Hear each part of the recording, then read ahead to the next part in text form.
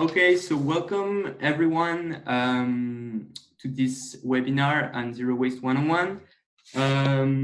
I'm Pierre Condamine. I'm the Waste Policy Officer for Zero Waste Europe. And today we're here within the frame of the GAIA Global Webinar Series. So GAIA is holding a global webinar series to share our collective expertise on the issues we work on, ranging from consumption, plastic pollution, waste, impacts of waste incineration, and environmental justice struggles. We hope you enjoy the webinar and learn from the speakers, the wonderful speakers, although I'm one of the speakers today, but the speakers will have during the year. So today is about zero waste. So the title is Zero Waste 101. Nowadays we hear a lot about zero waste, but what is zero waste? What does it mean concretely? Why do we desperately need a transition towards it? So in this webinar, we will address those topics. We will talk about the climate, health, social and economic impacts of zero waste. And we will learn about the zero waste journey that many cities around the world have started. So the speakers that we have today, we have three speakers, but the first one is Paul Connett. For the past 30 years, Paul has put his scientific knowledge to work by helping communities around the world understand the science of controversial issues such as waste incineration, in addition to explaining the dangers of those practices. He offers the details of the alternative you can find when it comes to waste treatment. Paul's research on waste management has taken him to 60 countries, and he's the author of the Zero Waste Solution.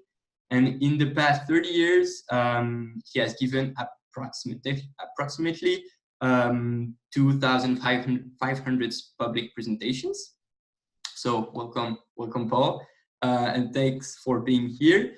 The second speaker will be Mico Alinho. So Mico Alinho is GAIA's Zero Waste Program associate, and he's based in Asia Pacific office in Quezon City in the Philippines. And he has worked with various development and environmental organizations in the past 10 years, focusing on urban poor communities and climate change issues. And then the last speaker is me. So working for Zero Waste Europe as policy officer. Yeah, and it's been 1.5 years that I've been working in the let's say waste field. So today's webinar will last for approximately 1.5 hours. First, we'll hear the three presentations. Paul's presentation will be approximately 40 minutes long, and Miko's presentation and my presentation will be around 15 minutes each. And then we'll have time for Q&A, questions and answer. For Q&A, we invite you to use the Q&A section, so you'll have a dedicated box for questions. So use that box for questions for the end of the webinar, and also you will see that you have a chat box on your screen. So the chat box is mostly for you to discuss. So I encourage you to say hi, to present yourself, so that we know who's in the room and that you know who's in the room. And if you can contact people, connect with people, and if you have anything to share, also let us know. And also we have Gemma Estrella, who is part of GAIA and who will help you if you have any technical issues. So if you have technical issues, you can just write them down in the chat box, and we'll try to fix that quickly.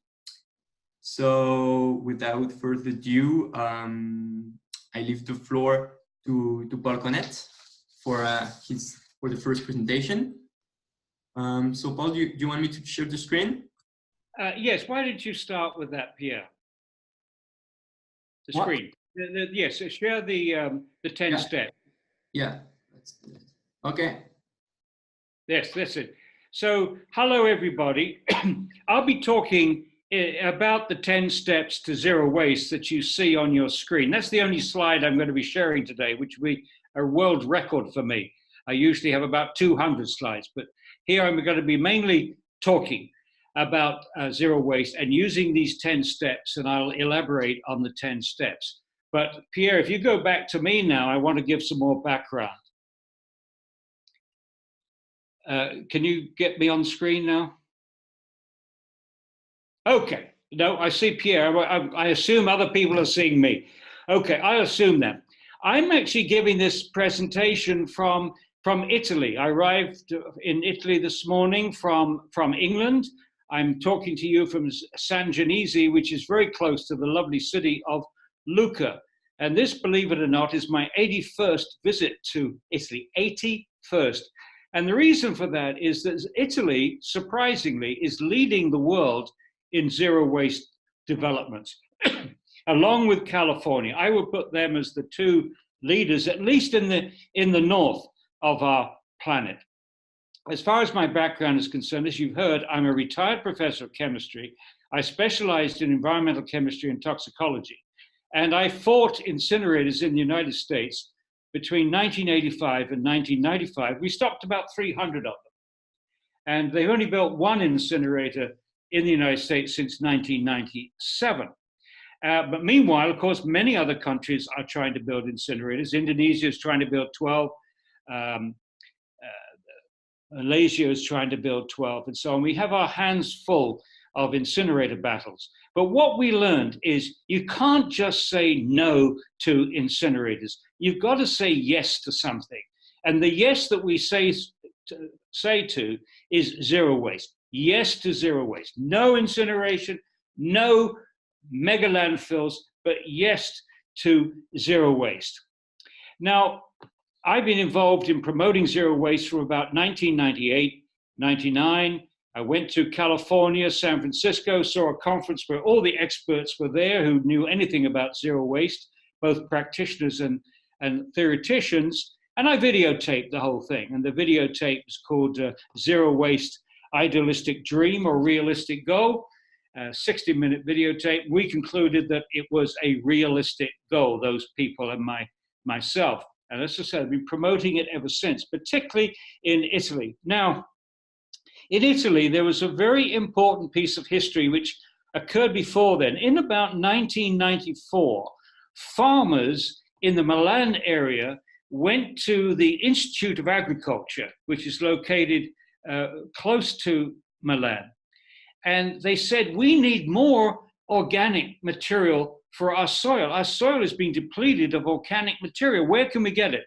And Enzo Favorino, who's still working at that institute, said to them, there's plenty of organic material in the domestic waste stream, but you can only use it in agriculture if you get it clean.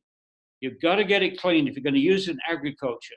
And the only way, Enzo said, that you're going to get it clean enough for use in agriculture is with door-to-door collection.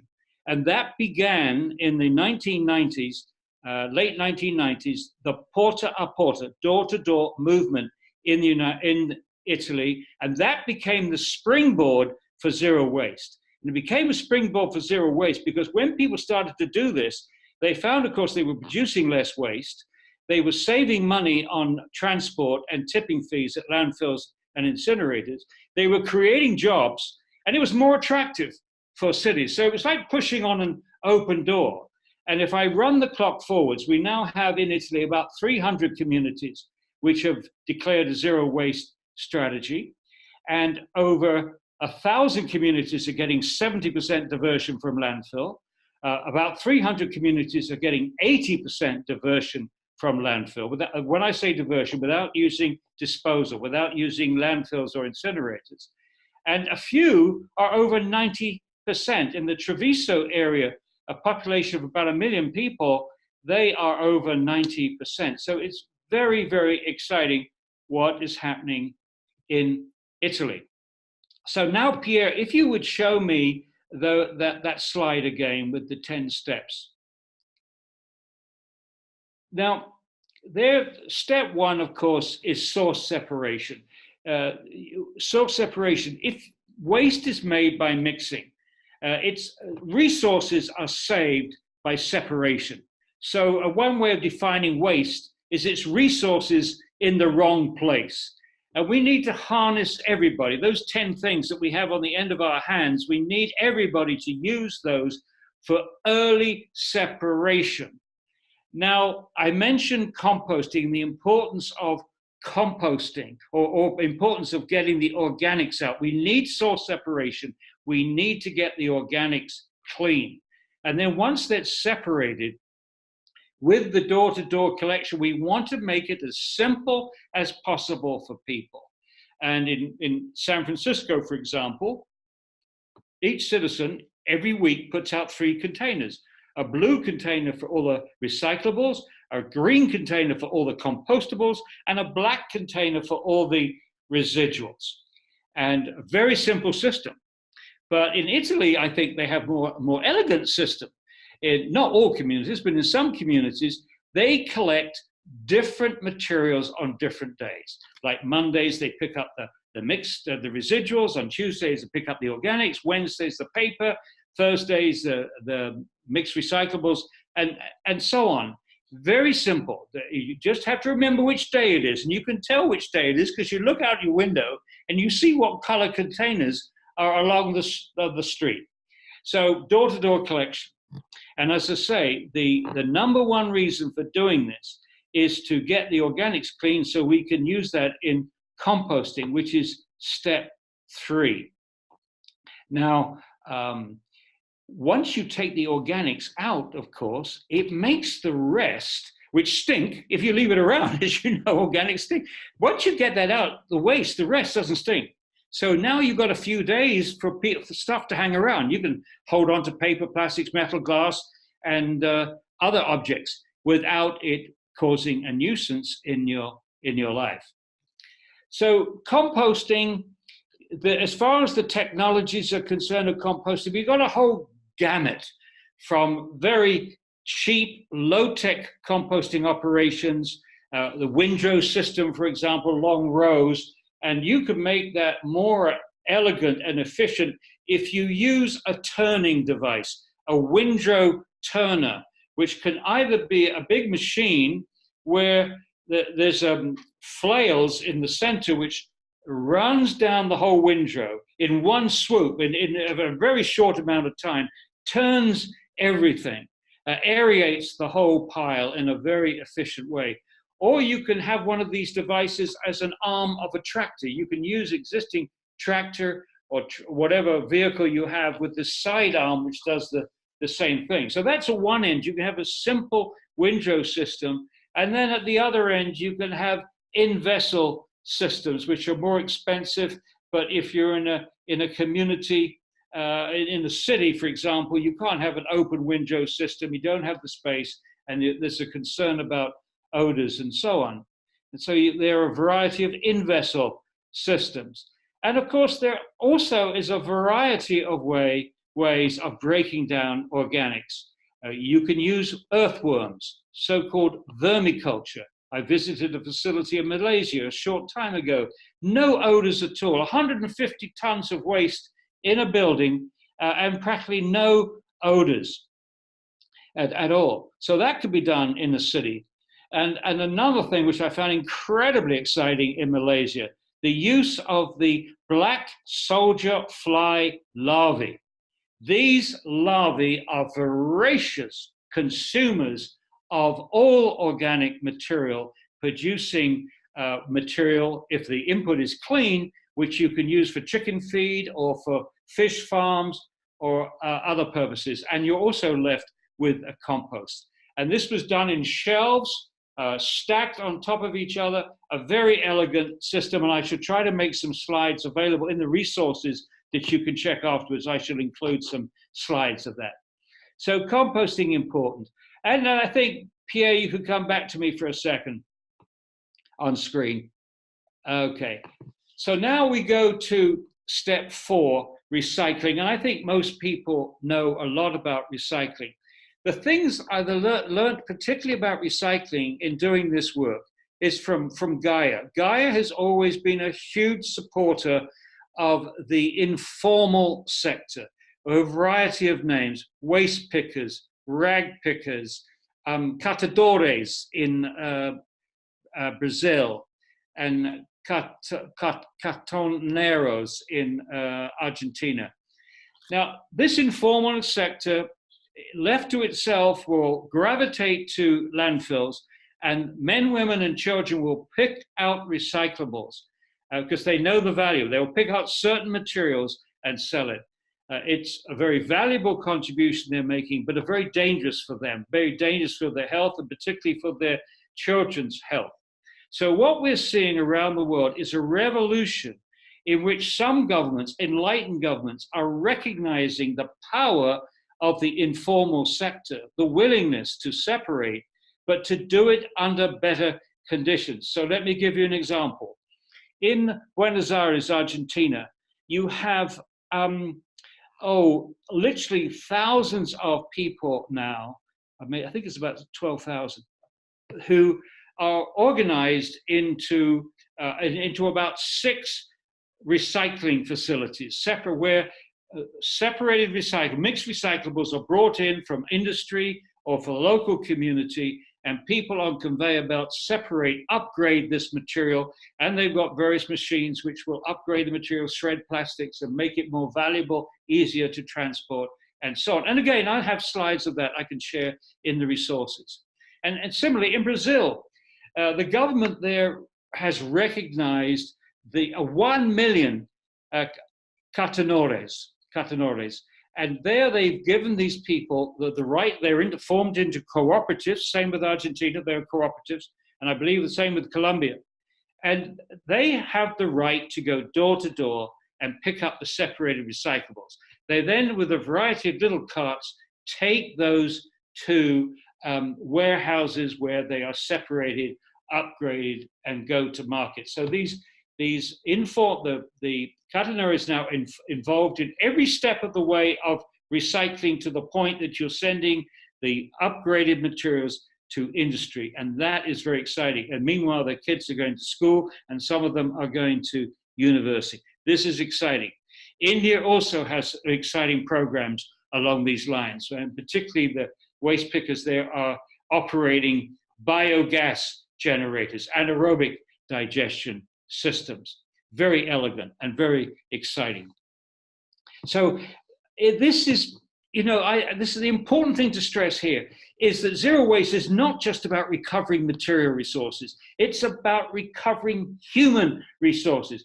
People need jobs. We know that. Everybody needs a job. But they need more than a job. They need respect.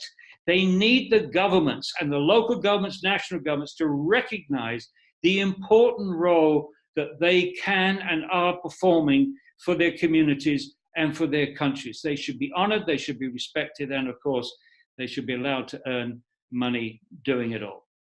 So recycling, again, I'll have slides. You can see what the recycling looks like in San Francisco, what it looks like in Italy and other places. Then we get to step 5. If you would come back, Pierre, to the 10 steps, you'll see there in the middle, and it is central in my view: reuse, repair, and deconstruction. And I would say for reuse, repair, and community development. This is a gold mine as far as zero waste is concerned. It's very important. Even though reusable objects are only about 2% of the waste stream, they represent about 1/3 of the total value of the discarded materials. Don't call it waste. Discarded materials is in reusable objects. They're valuable, and some people throw these valuable objects away. They end up in landfills. Other people, more carefully, will take them to these reuse and repair centers. And these have different faces in different countries. In England, where I've just been, they are charity shops. If you go to any high street in England, you'll see Help the Aged, Cancer Research, Alzheimer's, all the diseases. They all have a charity, Help the Blind. They all have these charity shops, and you can go in there and get cheap clothes, records, CDs, books, small furniture, and so on. A small scale of what we mean by a reuse and repair center. In the United States, you get bigger operations. You get the Salvation Army, Goodwill Industries, and so on. And there they're employing a lot of people, not just selling these objects, but repairing them. And there are other examples like in Berkeley, California, Urban Ore, huge warehouse, enormous, and they are grossing about $3 million selling these secondhand materials. People come in there, it's like a secondhand shopping mall. Very exciting. And one of the most important materials that comes through, valuable, is building materials. And they've got builders coming in now with doors and windows and fitments and plaster and bricks and wood and metal, pipes, you name it.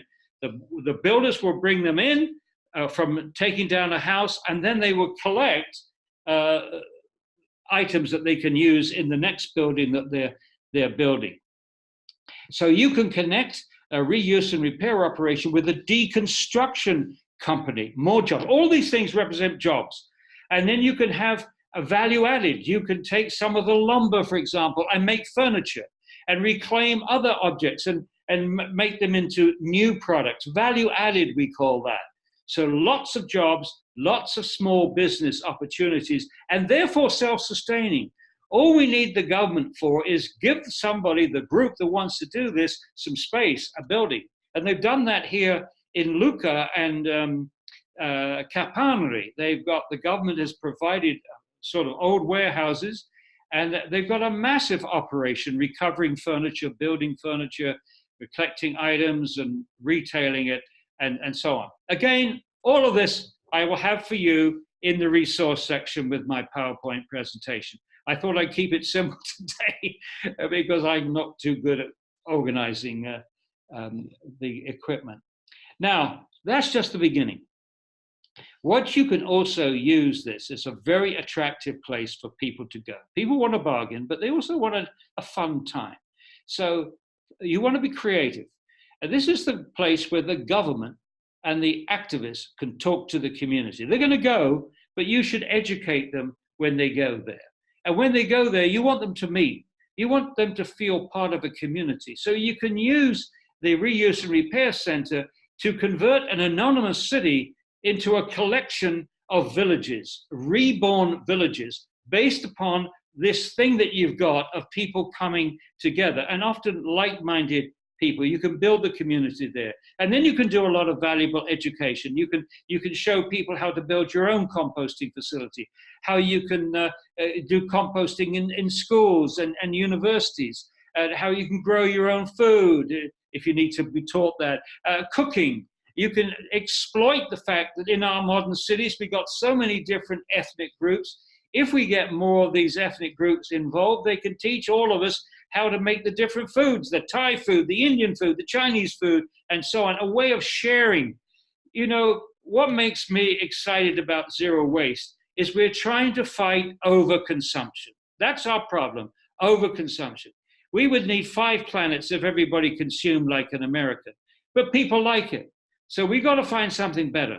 What's better than consuming objects? Answer: meeting people, sharing your life, sharing your problems, sharing your community with other people. And that can all begin at the lowly reuse and repair centers. We can also use that for collecting of household hazardous waste, and the community should be prepared to pay the reuse and repair center a fee for handling fluorescent bulbs, batteries, paint, and so on, to collect it carefully, store it safely, and the community then has the problem of getting rid of that toxic waste in the right way possible. Okay, so that's step 5. Am I on screen, or are we still looking at the 10 steps? Pierre? what am I? What are we on now? Me? Now people can see you. Okay. So those are the first 5 steps: like source separation, door-to-door collection, composting, recycling, reuse, and repair.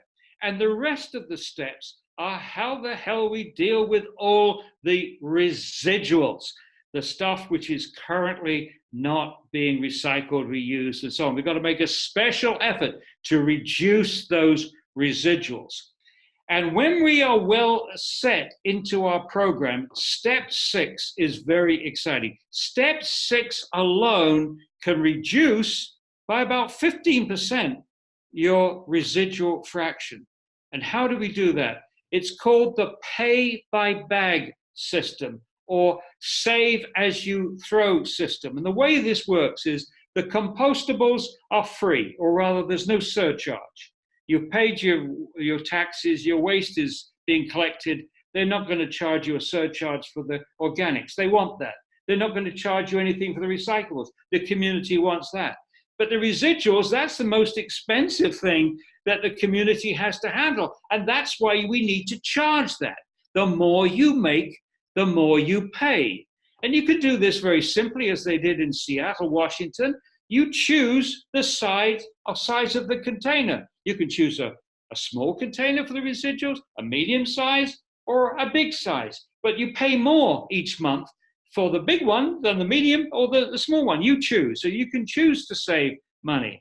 And in Italy, they have another system where they have reusable bags with a chip in it. And these bags are used for the residual fraction. But you can choose when you put it out. When you put it out, the people that pick it up, they scan the barcode on the microchip and weigh it, so they know how much you produced, or they don't even weigh it in the case of Italy. You pay each time you put it out. You can put it out once a week, but you don't have to. Maybe you only put it out once every 2 weeks, or once every 3 weeks, or once every 4 weeks.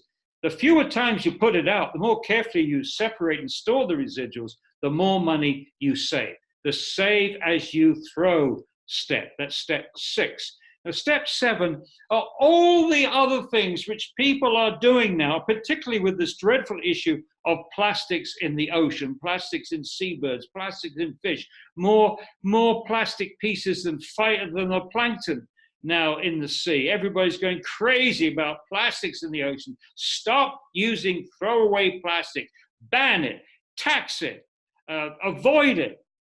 Use reusable containers, refillable containers, glass beer bottles, which you can refill. And Ontario's been doing that for 60 years. And guess what? They save a huge amount of money doing that. And they've created in Ontario about 2,000 jobs doing that. So we've got to go back a little way to find the more efficient way in terms of handling, conserving resources. And there's some exciting places in Italy where you can go where you can refill your own bottles of all kinds of liquids: water, milk, honey, olive oil, shampoo, detergents, and my favorite, wine, vino. You go to this store, you look there, there's 6 taps, and you can white and red, and you can taste it, and then you can decide which bottle you're going to buy. Or no, you bring your own bottle and you refill it for about 2 or 3 euros. Wonderful, wonderful system.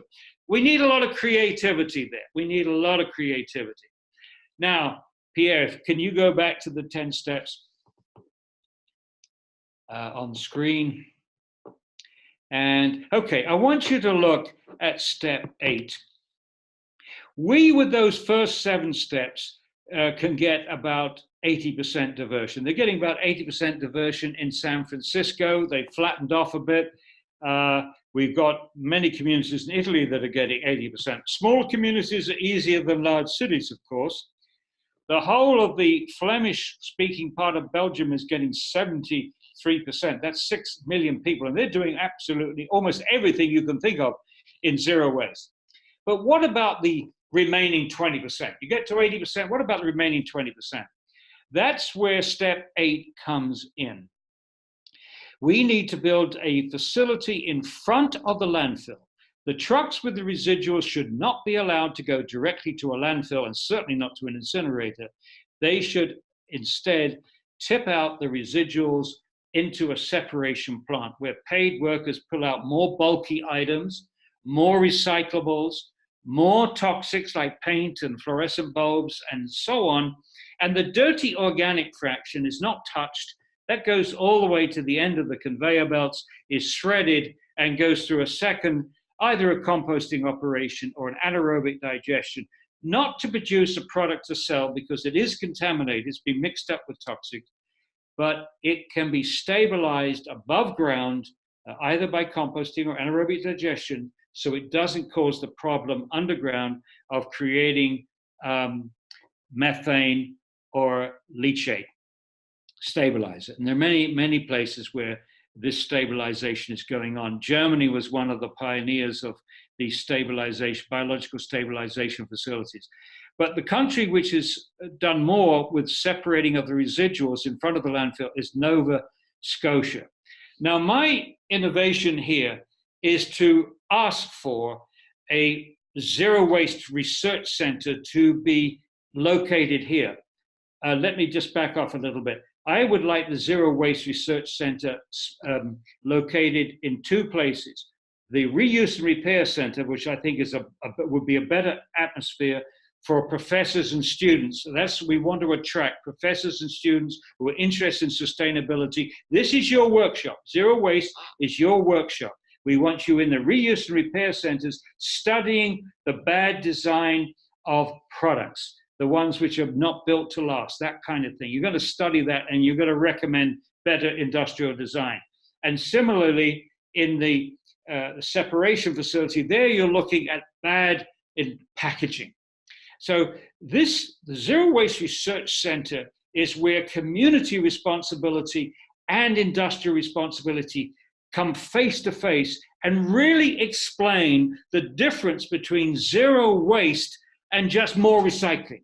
Zero waste is much more than recycling. It's more than recycling. It's more than composting. It's more than the 3 R's. We need a combination of community responsibility and industrial responsibility. The community looks after reduction, reuse, recycling, and composting, the 3 R's: reduce, reuse, recycle. But industrial responsibility, we need better industrial design. And the message that the community has to send to industry via the Zero Waste Research Centers, steps 5 and 8, is if we can't reuse it, if we can't recycle it, if we can't compost it, then industry shouldn't be making it. We need better industrial design for the future. For too long, industry has allowed communities to struggle with this problem without taking any responsibility for the crap that they are producing. But the plastics issue, the plastics in the ocean issue, is driving that nail home on throwaway plastics. End the use of single-use plastics. End as much as possible the whole notion of throwaway. End the notion of waste as an acceptable product, acceptable activity. It's not acceptable. Our issue in the 21st century is recovering resources and doing it equitably, recovering people at the same time. So I've forgotten, we're on the screen now with the 10 steps, the last 2 steps: better industrial design. And finally, at the bottom, there's a thin wedge there, and that is meant to be the landfill, which over the next 10 years or so, the use of that landfill gets smaller and smaller and smaller until we approach zero. That, ladies and gentlemen, is the 10 steps to zero waste. Now, what I like about this is it begins with everybody. Can you bring me back on screen again? Live, moving, pictures, me. Okay, I'm on there. So zero waste is exciting to me because it involves everybody. Everybody has these 10 things. It begins with all of us: men, women, children, school kids, students. Everybody has these 10 things. We're all involved. We're all part of the movement to zero waste. We're all part of the movement towards sustainability. It's very exciting. But as we go through those 10 steps, we see a whole variety of sectors are involved. We want restaurant workers, hotels, people working to get those clean organics. In San Francisco, they made it 25% cheaper to put out clean organics from restaurants and hotels than putting out mixed waste. So we need to use economic incentives to drive this whole program. So, and we need farmers involved. We shouldn't leave them to the end and say, use this compost. We must get the farmers designing the program so they get the organic material that they want. You know, go back to those farmers in Milan in the late 1990s. We need clean organics for our soil. And we need our professors and students involved, our high school students, our high school teachers, professors, students. And we need industrial designers. We need engineers. We need communicators. We need people that can get excited about this and write about it and film it and videotape it. We need artists. We need musicians. In fact, you know, the worst thing that we could do is to leave sustainability to sustainability experts. No, we want everybody to become an expert on sustainability. We want everybody to examine the skills that they have and ask themselves, how can I use these skills to get people excited about zero waste, to use these skills to move society towards sustainability? It's a crisis. We need to have some kind of existence at the end of this century, but if we continue with business as usual, if we continue making incinerators and landfills, we're never going to get there. But zero waste gives us the opportunity to start. We're not going to have everybody doing zero waste tomorrow, but we can get model communities. We can get small villages doing it right, small towns, small cities, big cities. We need a model that other people can copy. And I know that our next speaker is going to tell us where this is happening in the Philippines and other countries. So I think I am almost out of my time. I will end with my favorite 3 messages. You know, I've been using these messages since 1985. Boy, 1985. And the last 3 messages are as follows. To citizens, don't let the experts take your common sense away. They will do that. The incinerator builders will have these experts, these engineers and toxicologists and scientists, and persuade you it doesn't matter if you put these nanoparticles in the air or the toxic metals or the dioxin. No, they're quite harmless. You could sprinkle them on your cornflakes. Don't be conned. Incineration, amongst other things, hugely expensive. It's not socially justifiable. Second message to politicians, really important for zero waste. Put your faith back in people. People are not the problem. Where they understand the urgency, if you keep it simple and people communicate how to do it and keep it simple, people are not the problem. It's not a cultural problem. I was told by politics, oh, but Dr. Conant, they'll do it in Switzerland, they'll do it here, but they won't do it here in Italy. They're a bunch of slobs. They throw everything away. I said, no. I can prove to you it's not a problem of citizens. It's a problem of lack of political leadership. I could take you to 2 communities in Italy, only 3 kilometers apart. One community is getting 10% diversion, the other community is getting 70% diversion. The culture doesn't change in 3 kilometers. It's political leadership that changes in 3 kilometers in Italy. So you need good political leaders working with activists and working with industry too, and our industrial designers and academia. And finally, final message to activists out there, and you're all activists if you're watching this, I'm sure, the most important message for you is have fun. Some aspects of what we're doing to the environment is very depressing, but you cannot afford to be depressed. And the way you don't become depressed is you work with other people, you make friends, you network in your country, and you network around the world, and that's what GAIA is doing. GAIA makes it fun. It facilitates making fun of this critical issue, moving to zero waste and to sustainability. And I think that's about all my time. Thank you, Pierre. And thank you, GAIA. Okay, so actually you still have a few minutes left, but that's hard to say anything after that very passionate speech. Yeah, you're mute, so we cannot hear you. Wait, yeah, okay. I'm saying, Pierre, there are people in GAIA that will think it's a minor miracle that I got through in less than my time. They're so used to me spending enormous amount of time. That was strategic. That was strategic. That's why I didn't have slides on, because the slides trapped me into spending too much time. But by just having one slide, I was able to keep the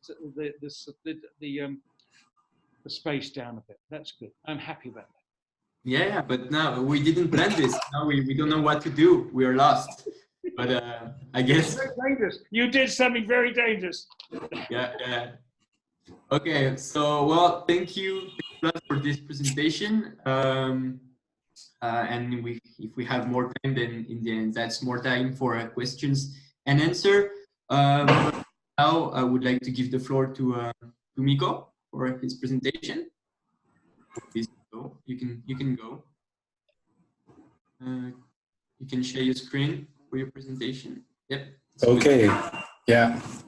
Hello, everyone. So I'm based in Philippines on the Asia Pacific office of GAIA, but I'm currently in Vietnam. So actually, just before I go to my slides, I'd like to share a picture of our recent training here in Vietnam. We had the Zero Waste Academy last March. So it's a 2-week module to educate activists on how to implement zero waste programs in their respective communities.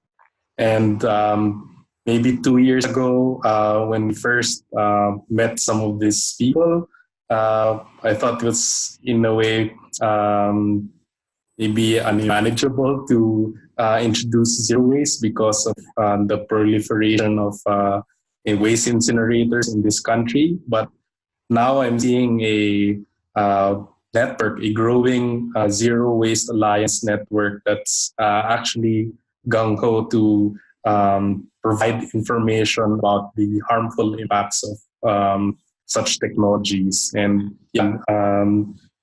2 days after this, Friday, we'll actually have a workshop specifically in waste incinerator, and they have invited several government officials. So it would be interesting to hear some of their comments about it. So, okay, so I'll just show a couple of posts that I saw on Google. So sometimes what I do is I go to Google News and try to look for some zero waste articles. And this article, there's a link below. So it's about how social media is portraying zero waste. Sometimes we see people posting pictures about cloth bags selling steel straws, or a new zero waste store that opened in the community, and so forth. I guess my 2 cents about this, it's while it's good to we promote the zero waste lifestyle, we also need to be mindful that we are also not consuming a lot of these products. So maybe we forget that maybe we find this new glass bottle in a new zero waste store, and we forgot that we already own maybe 4 or 5 tumblers. So just I guess be mindful of that. Next one is about this jar. So we've seen a lot of stories about families, individuals who've been trying to reduce their waste and show how much waste they're producing in a year or in a month. My colleague Freud actually tells us, or in his presentations, that is only producing or generating 2 kilos of waste a year. So it's really a admirable feat. But again, zero waste is, we're not forcing people to in a way reduce their waste into this. It's a good goal, but the goal is really to reduce our waste zero. But we have to start somewhere. So sometimes when we are asked by government officials, so where we can start, so we lead that to the 10 steps. So we can actually start with segregation source, process your or manage your biodegradable waste through composting and anaerobic digestion.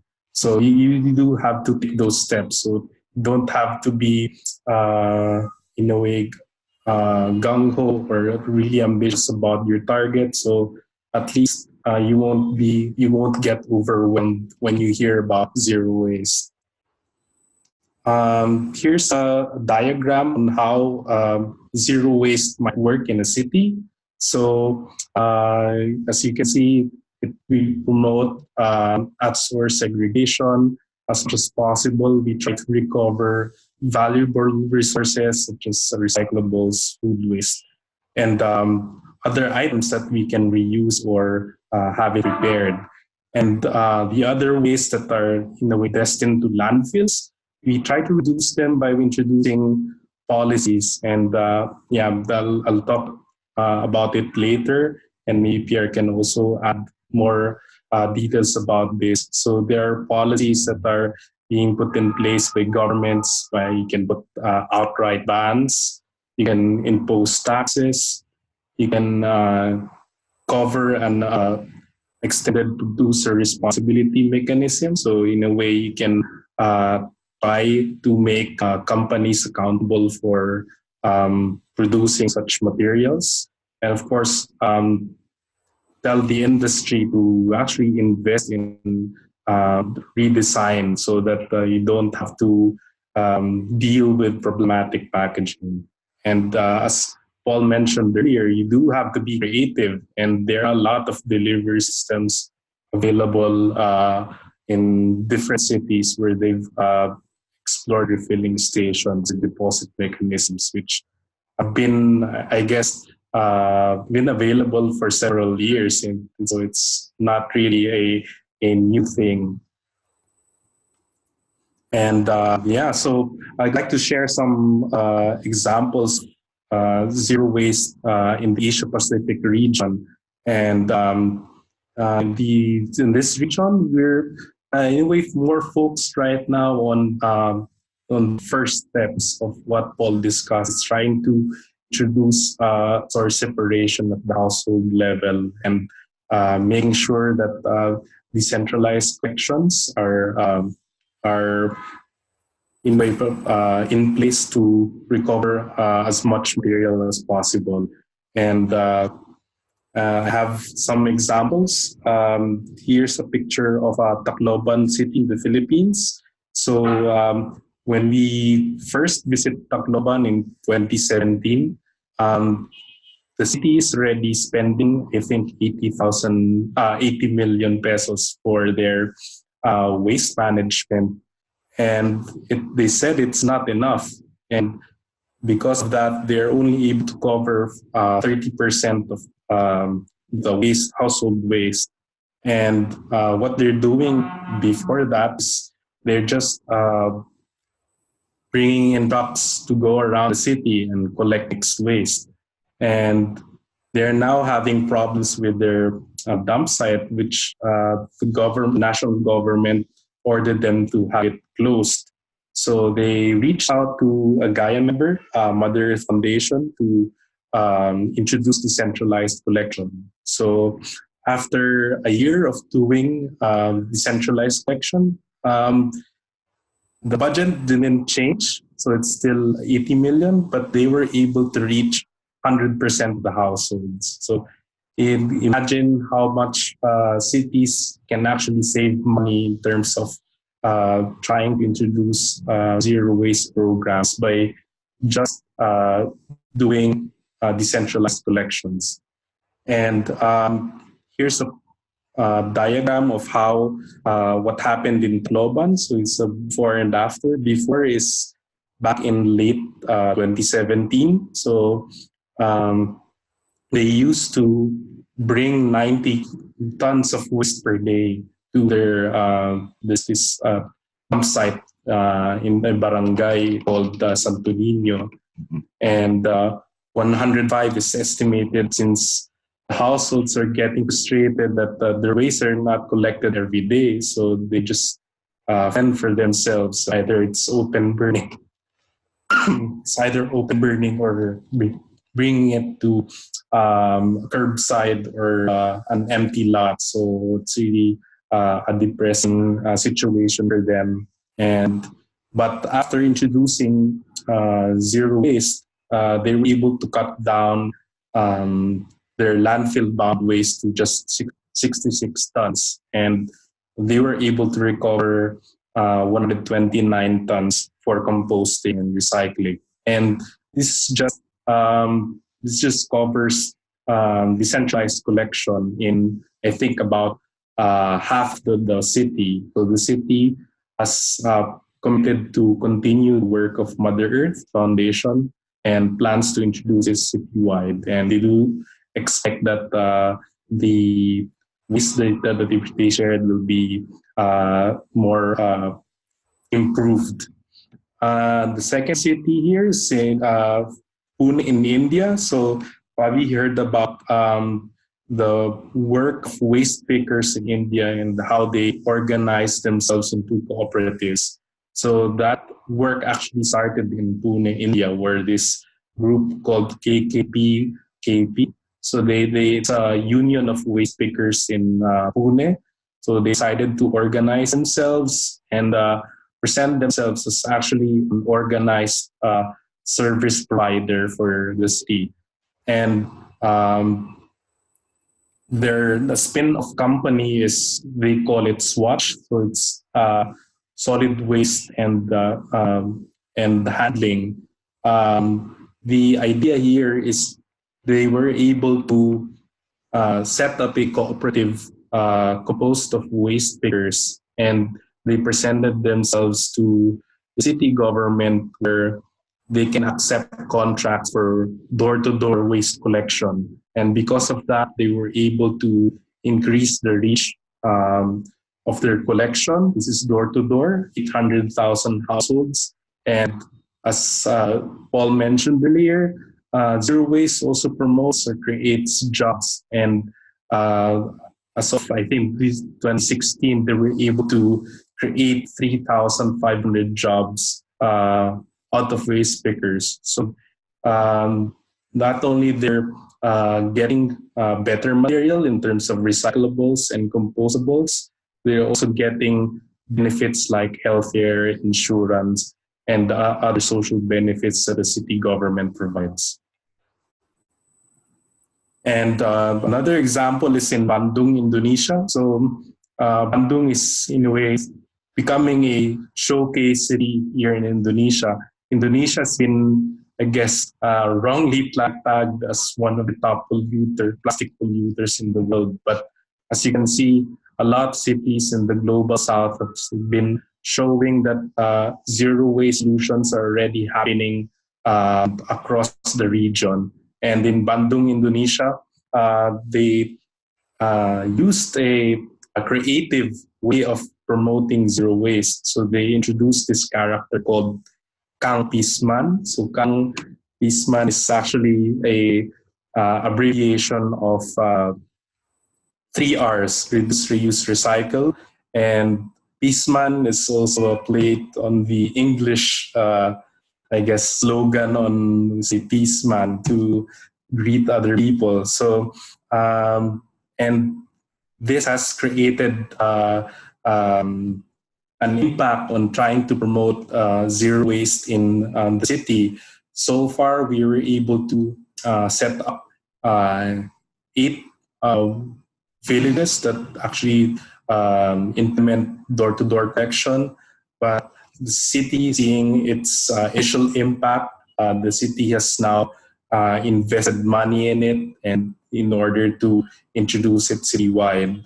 And I was actually looking at this social media page. It's an Instagram channel of Kang Pisman. So it's it's an Instagram channel managed by the government, and I'm actually impressed. They're actually sharing stories from different places. So they're sharing zero waste stories from Kerala in India, in San Francisco, in San Fernando in the Philippines, and even in Italy. So it just goes to show that the city government is bent on trying to make zero waste mainstream an option for resource management. And in the region, it's happening everywhere. So you see, even in China, where they're really invested in incinerators, but you see a lot of small towns that are, in a way, seeing that waste incineration is very expensive for them. So they decided to work on some community solutions to address their waste flows. Here's another article about San Fernando. So San Fernando in Philippines, I guess it's one of the best zero waste models in the country, and their diversion rate has already reached 80%. But they do have some challenges. You do see a lot of small packaging sachets and small plastic bags. And maybe later on, I'll show you some strategies on how to address residual waste when cities have, in a way, peaked in terms of doing zero waste by introducing decentralized systems, recycling and composting facilities. And here's another example in Japan. So in Kamikatsu, they started before with an incinerator, but this small town decided that incinerator is too expensive for us. Even this is Japan, probably is one of the bastions of incinerators here in the region. So they decided to abandon incineration because it's too expensive for them. And now the town called Kamikatsu, they've been recycling ever since. I understand they do have almost 60 categories for separating materials. So this initiative was started in partnership with Zero Waste Academy, GAIA member in Japan. Another example is in Kerala, in India. This example, we would like to show that zero waste can also happen in other elements, so not just in decentralized collections, lifestyles. It can happen in organizing public events. So in the state of Kerala in India, they established what they call Green Protocol. So Green Protocol means a set of measures that the government does. So when a government organizes a public event, they are in a way required to reduce as much as possible the use of disposable packaging, plates, utensils. So whenever they have meetings, they have elections, so they do have a list of suppliers that you can only approach, because you can maybe rent your reusables or buy your own. So during public events that for governments, they don't allow disposables. I was asked to show some slides about what they're doing in other regions. So in Latin America, we have several national alliances that are working towards zero waste. So far we do have alliances in Brazil, Chile, Argentina, and Ecuador. And as mentioned earlier, we do have our waste recyclers. They've organized themselves as cooperatives. And there's this group called WeGo. So it's a global alliance of waste pickers. So they're in a way connected to that bigger network to, in a way, provide that recognition to recyclers and the waste pickers that are involved in the whole zero waste system. And yeah, we have other regions as well. In Africa, there's growing interest in communities that are promoting zero waste. We had some cities in Tanzania, in South Africa, and Ghana.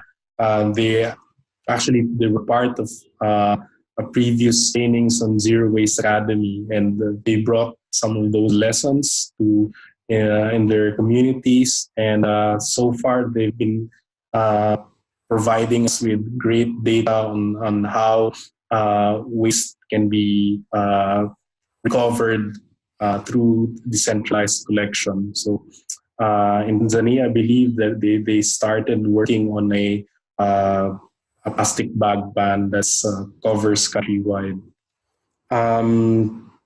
These groups are also involved in doing some brand audit. So later I'll touch on that on part of the strategies.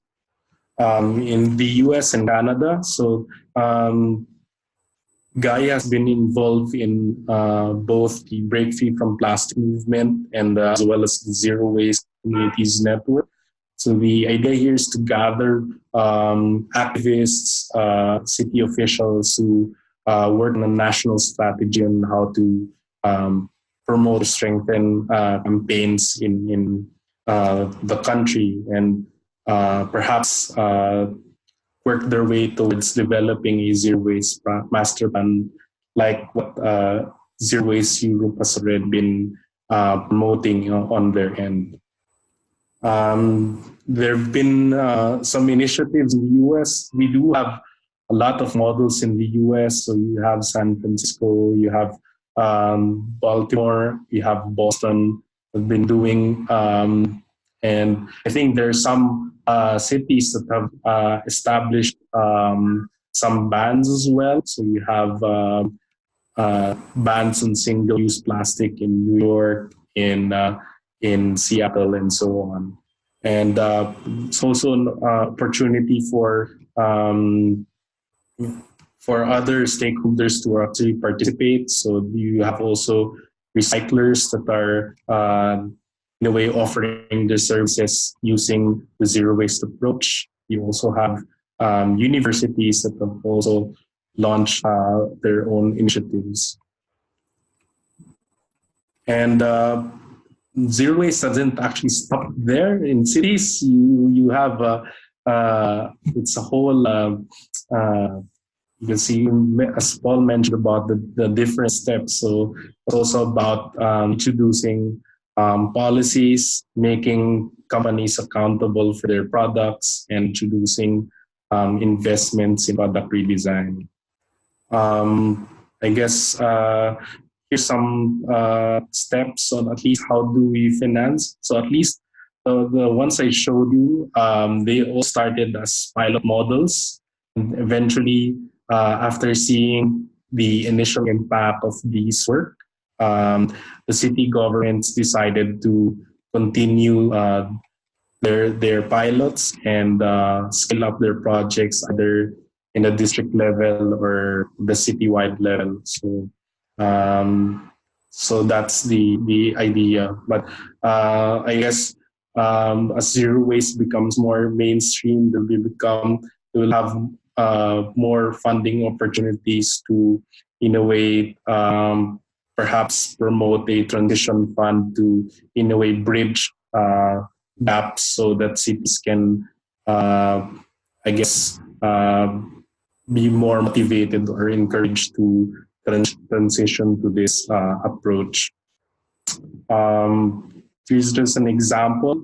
The $2.50 per ton is actually calculated from the operations of zero waste facilities in San Fernando in the Philippines. So it's, as you can see, it's a no-brainer for a lot of cities or investors that zero waste saves a lot of money as compared to, say, if landfill all of your waste or send it to an incinerator, or I don't know, do a cleanup, ocean cleanup, building equipment to haul all the marine litter.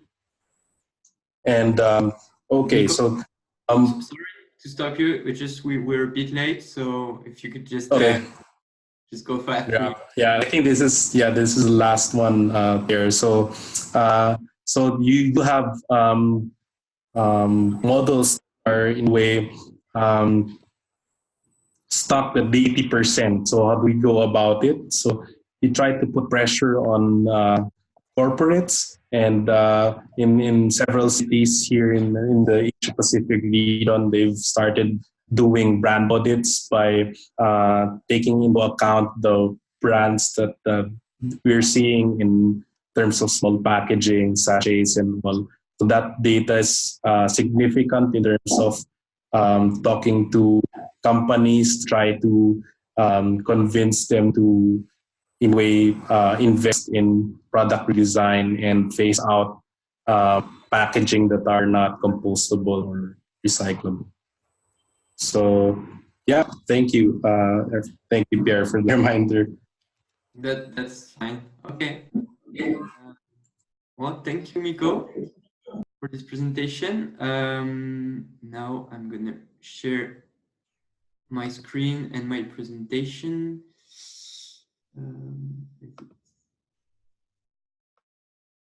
Yeah. Okay. So now I'm gonna explain a bit what we do at Zero Waste Europe. But first, I think you have to know that Zero Waste Europe is actually the European branch of GAIA. So although the name can be a bit confusing, it's we're all pushing to go in the right direction. So how do we do this? Cannot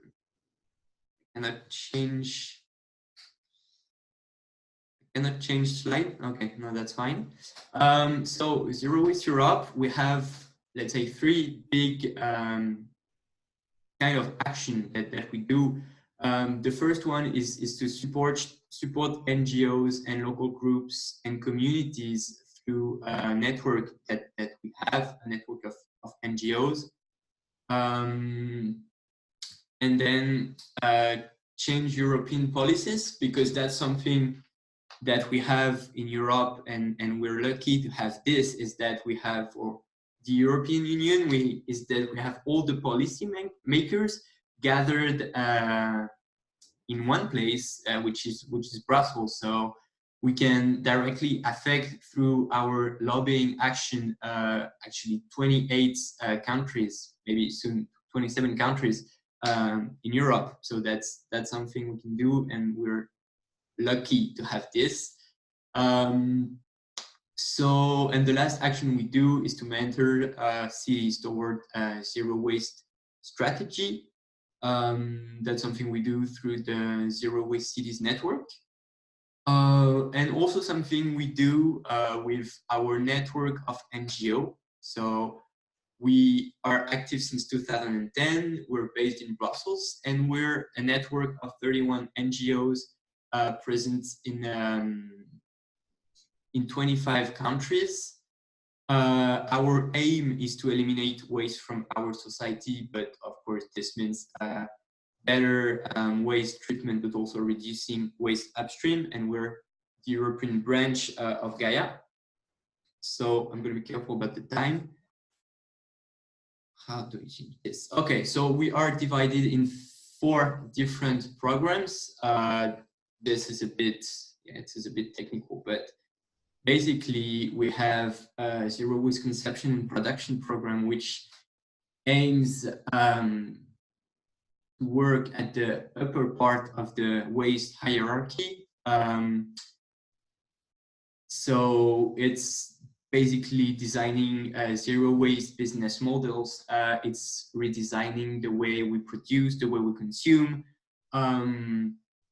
It's So this is the upstream part, so waste prevention, changing our consumption and production systems. Then we have the Zero Waste Cities and Communities program, which aims to work at the cities level, but also the European waste policy, because in the end, what is decided in Brussels about the waste management objectives, in the end, the concrete impact will be at the local level, at the cities, at the municipality level. So we try to link both. And then we have the end of life climate change energy program, which aims at fighting against the bad, harmful waste treatment for residual waste. So fighting against landfilling, but mostly incineration. And then on top of this, because plastic is our plague, we're a coordinator of the Breakthrough from Plastic Coalition in Europe.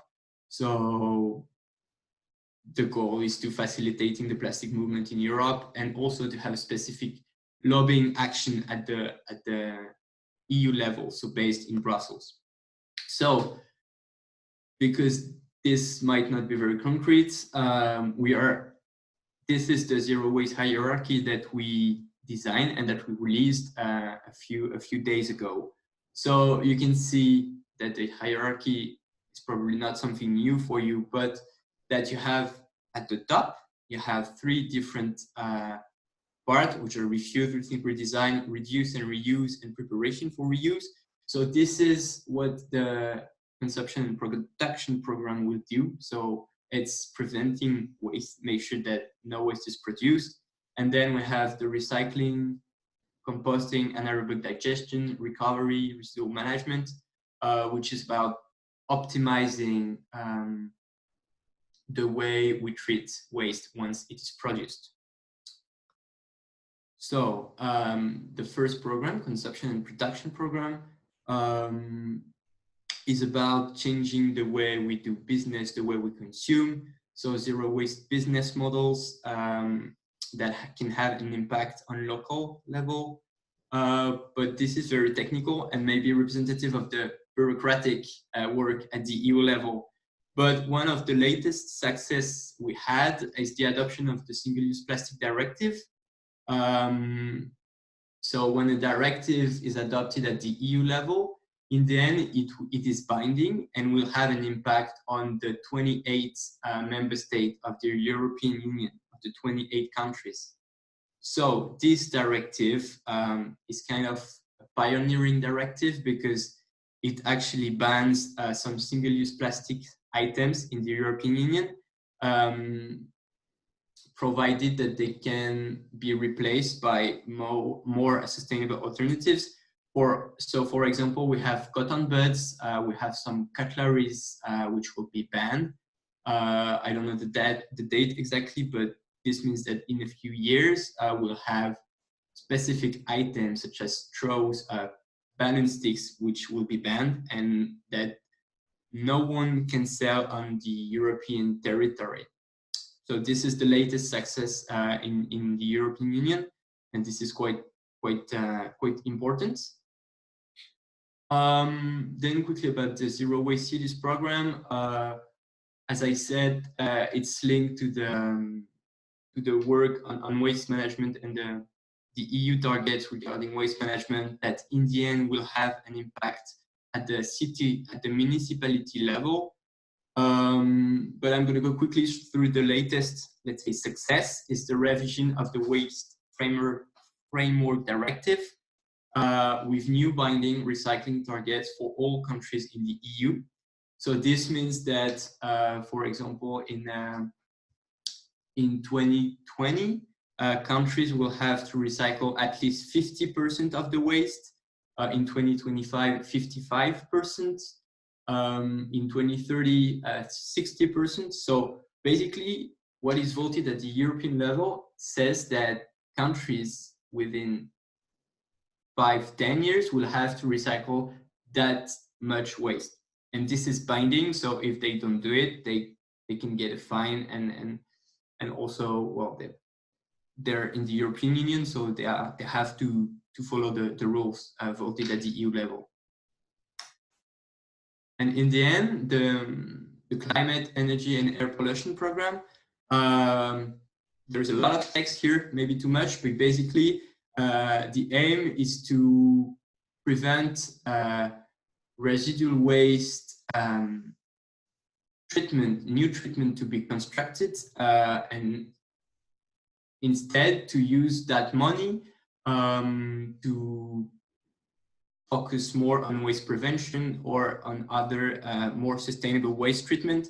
So one of the latest success is that incineration got excluded from the Cohesion Fund, which is a fund that aims at reducing economical and social disparities in Europe. So basically, countries benefiting from this fund, which is quite big, cannot use it to build incinerators. So that's also a big step at the EU level. And finally, the last one is the Break Free from Plastic program. So Break Free from Plastic is an international movement, but there is, of course, one coalition at the EU level. And the aim is to have a coalition of a lot of NGOs working against plastic pollution.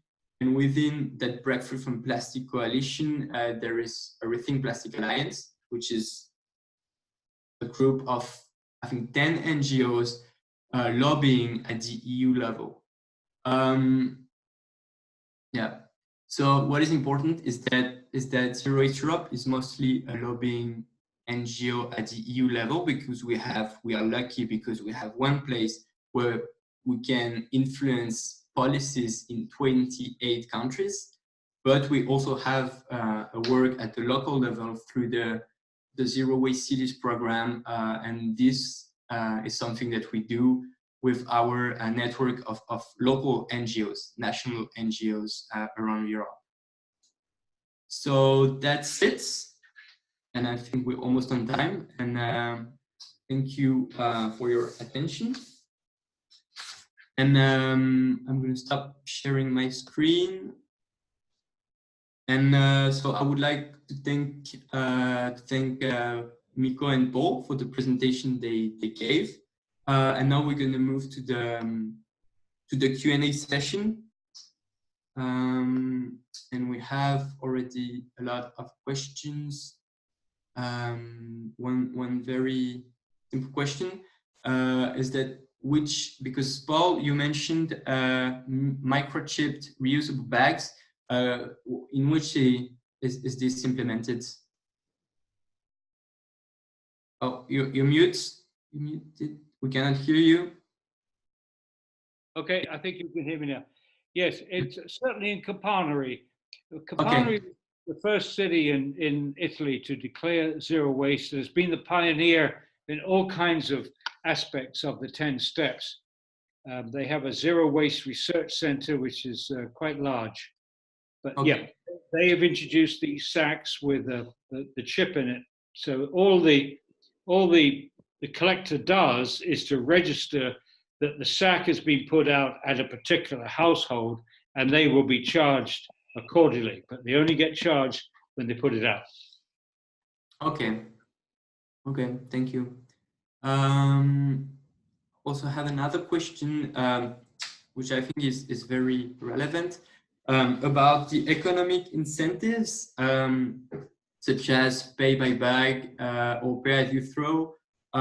Isn't there a risk that people will then dump rubbish in the forest, or illegal dumpings, basically, wild dumpings?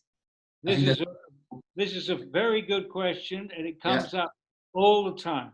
The answer is you do not introduce the pay-as-you-throw system until you've given the citizens many opportunities to do the right thing, to recycle, to compost, and reuse, and so on. And so, in fact, what happens is if you give them all the options, it's more inconvenient to drive out to the countryside and drop off your waste than to do it the way you should do it. So bring it on at the end of the system where you've absolutely maximized the opportunities to collect, reusable, recyclable, and compostable materials, or do it themselves, like composting in their backyards.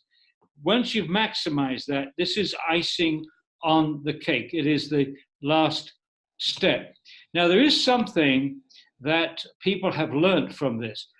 When you throw out your household trash illegally, often what is in there is your junk mail. And your junk mail has your name and address on it. So it's easy for the authorities to trace back bags of rubbish the side of the road to the person that actually threw it out. And then that person can be fined or warned not to do it again. In fact, I went to a community, Trenton, in Ontario, Canada, back in the late 1980s. And at that time, they were getting 73% diversion, which was unheard of in the late 1980s. And I asked them, how on earth are you doing this? And they said, well, we told the community that it cost $150 a ton to landfill, but only $100 a ton to recycle, total program. Therefore, they knew that every ton that they recycled, or every pound that they recycled, the community was saving money, they were paying less taxes. So that was one aspect of the program. But I brought up this question of how do you avoid the dumping? And they said, you know, we were very concerned about that. So we studied it. They studied to see how much more waste was being fly-tipped, dumped illegally around the countryside with this program of the pay-as-you-throw and without it. And they were surprised, they did not find much of an increase. And it goes back to what I already said.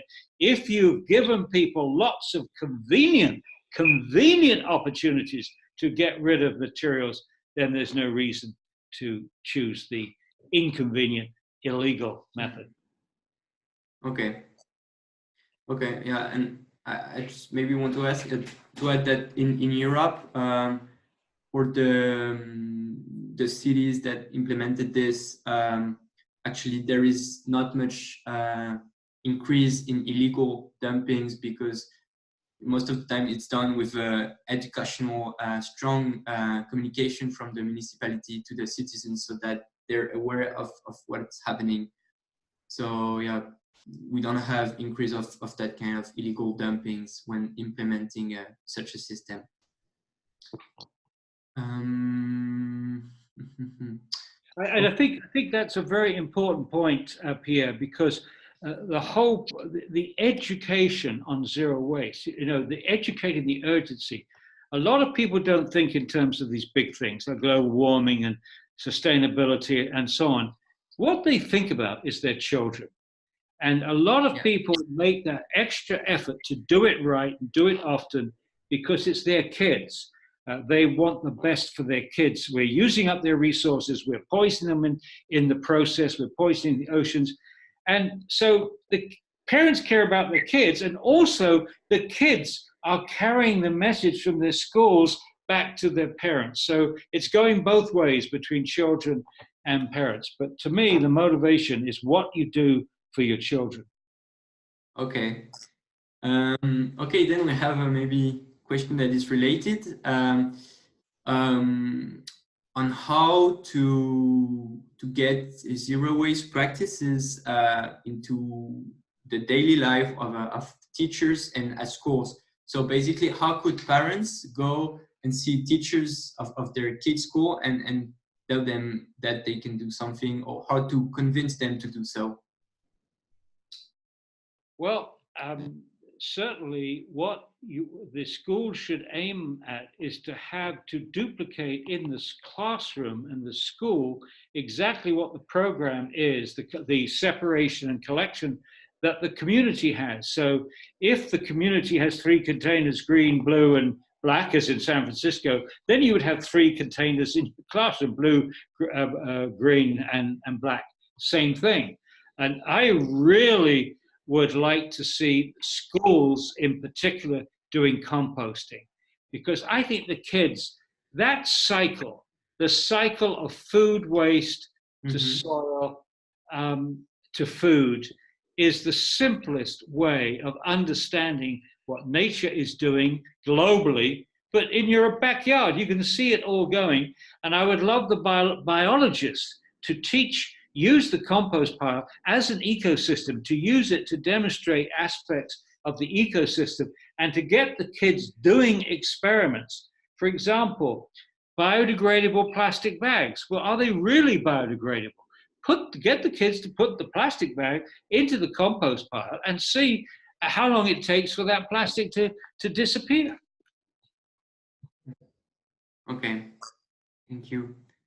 We have another question from Malaysia on incineration, because apparently the Malaysian government wants to build incinerators. So we have twofold questions. The first one is there sufficient data on cost incurred and health issues on having incinerators compared to zero waste strategies? Oh, yes, definitely the cost. The incinerators are hugely expensive. You're talking a large and modern incinerator, anything from 500 million to $1 billion. It's a huge waste of money, and it's a trap. It's a trap for the taxpayers, the citizens, because once that politician has signed the contract, the memorandum of understanding, that city is now trapped into delivering waste on a daily basis to feed this monster, this incinerator. And if they don't deliver the waste, they get charged anyway. So you are trapping a community for 30 years when you build an incinerator. And at the end of 30 years, you've got no closer to sustainability. It's neither solving well the local problem, and it's certainly not contributing to solving the global problem, because for every 3 or 4 tons of waste that you burn, you get a ton of ash. And that's got to go into a landfill, and it's expensive to manage that. So I was in Malaysia a few weeks ago, and it was very, very disheartening, because I was there. I gave several talks and well attended by activists, but no politicians, or at least, sorry, none of the government people were there. And we had to thrust ourselves on the Ministry of Environment to listen to us. We begged them to hear me and some other experts, but the Ministry of Housing, I think it is, that is in charge of the incinerator decisions, the minister is just not listening to the citizens, not talking to them, not receiving delegations. It's just, we're going to build an incinerator in every state in Indonesia. And the only thing you can think of, and I don't know the people involved, so I'm not making this categorical, but I think there must be some corruption going on.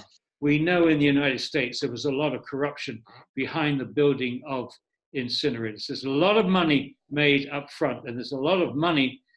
Those companies, it's worth millions of dollars to get those politicians to sign the contract, but they're a local and global disaster, in my view, absolute disaster.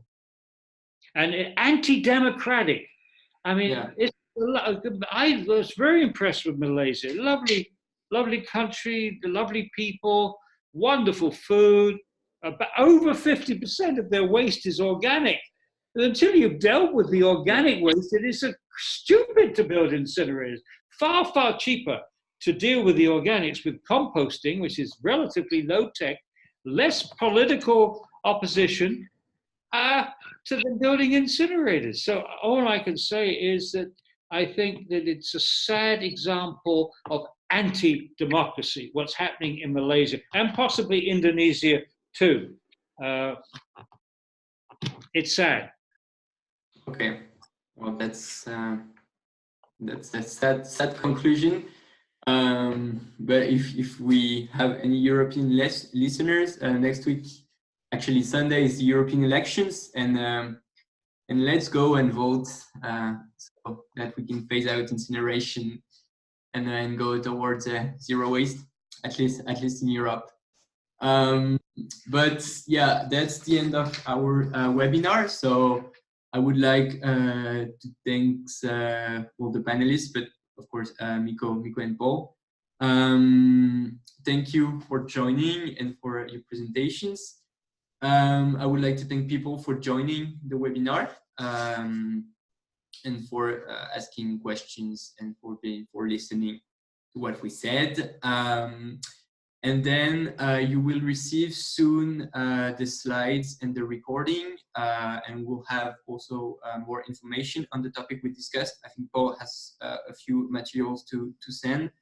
And then, well, if you want to know more about the upcoming webinars, you can check GAIA's Facebook page, GAIA Zero Waste, and the Twitter account, which is at GAIA Noburn, if I'm not mistaken. Okay, so that's it. Thank you all, and see you for the next webinar. Bye. Thank you. Thank you. Bye. Thanks, Pierre. Thanks, Paul. Thanks, everyone. Thanks, Pierre.